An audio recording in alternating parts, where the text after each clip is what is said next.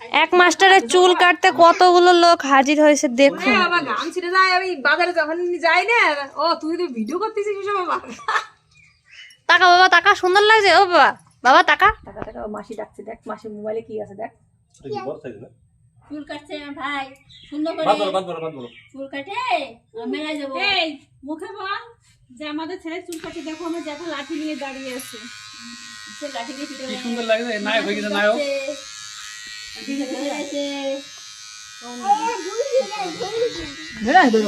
ধরে রাখে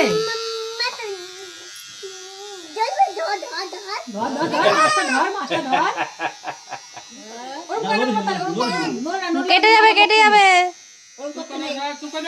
তাই থাকো, নাইলে কিন্তু মারবে সবাই মিলে, কিন্তু সবাই